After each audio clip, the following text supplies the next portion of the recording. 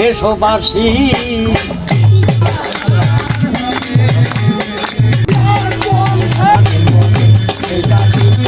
আজকে আমরা কোথায় আসছি? আমরা আসছি কাউটিয়া বটতলা। ছোটবেলা থেকে নবান্ন উৎসবের কথা সবসময় বইতে পড়েছি বা লোকমুখে শুনেই এসেছি। এই প্রথম নিজের চোখে দেখার সৌভাগ্য হলো। উৎসবের গেটে প্রবেশ করতেই চোখে পড়ল নারকেল কাটা হচ্ছে। অতিথিদের নারকেলের পানি দিয়ে আপ্যায়ন করা হচ্ছে। নারকেলের বাকি সাদা অংশ নবান্ন নামে একটি আইটেম বানানোর কাজে লাগানো হবে। এই প্রত্যন্ত একটি গ্রামে আজ শহুরে মানুষের মেলা। প্রোগ্রামটিতে হাজির হওয়ার পর জানতে পারলাম সেই ভোরবেলা ধান কাটা হয়েছে এবং সেই ধান এখন ঢেকিতে ভাঙা হচ্ছে রান্নার জন্য। এবং আমরা সবাই এই ধান কাটার পরে সেই ধান থেকে চাল করি। সেই চাল থেকে আমরা চালটা গুঁড়া করি। তারপরে আমরা নারকেল দিয়ে, ডাবের পানি, তারপরে কলা, এইগুলো দিয়ে একটা খাবার তৈরি করি।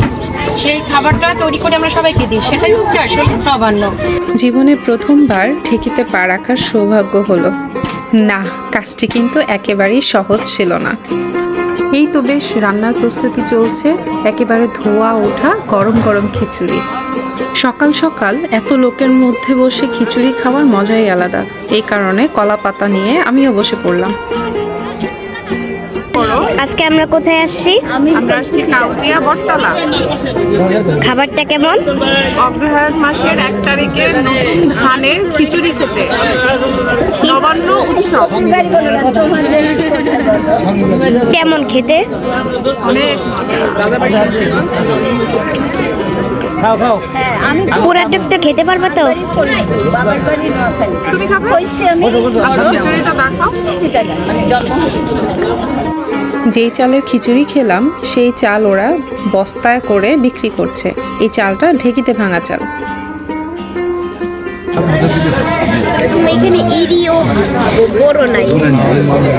নতুন প্রজন্মকে বিভিন্ন রকমের ধানের সাথে পরিচিত করার জন্য তাদের এই উদ্যোগ।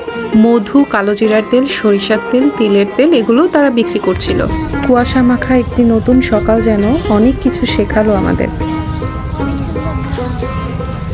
ধান এখান থেকেই ধান কেটে আমরা খিচুড়ি খেয়েছি। আর এই সুন্দর একটা মেনশালা। কৃষকদের সুরে নতুন কিছু শুনতে যাচ্ছি আমরা। করেন পায়েস। এই যে পায়েস, নতুন চালের পায়েস।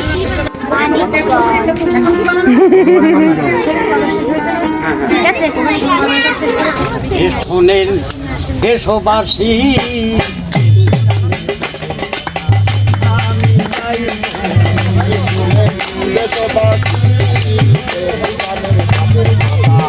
আমি পাই বলি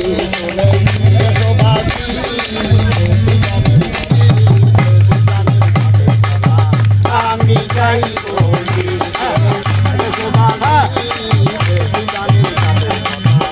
আমি যাই বলি।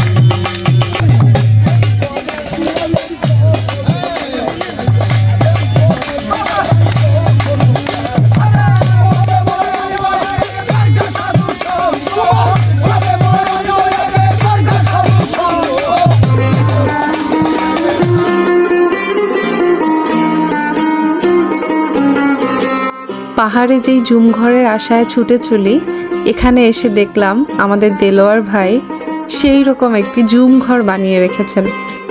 এখানে প্রতি মাসে একটি করে ওয়ার্কশপ হয় নতুন নতুন কৃষি পদ্ধতি শেখানোর জন্য।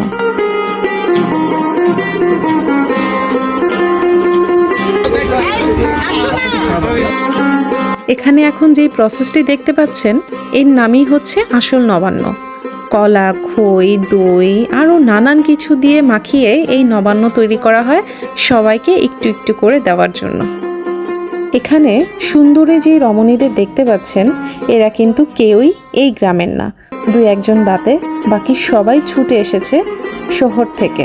মূলত এই প্রোগ্রামটির প্রধান উদ্যোক্তা দেলোয়ার ভাইয়ের এটাই ছিল মূল উদ্দেশ্য, শহরে মানুষদের মাটির টানে গ্রামে নিয়ে আসা।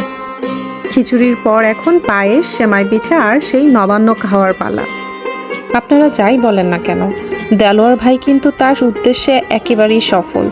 শহরে মানুষদের এই গ্রামে এনে কৃষিকাজ করিয়েই ছেড়েছেন এবং এই শহরের মানুষগুলো কিন্তু নিজের জমিতেই নিজের ফসল ফলাচ্ছেন।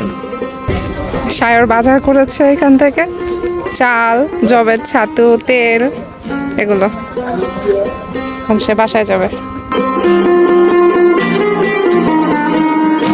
প্রকৃতি, মাটি এবং মানুষের কাছাকাছি থাকুন, মনকে সতেজ রাখুন।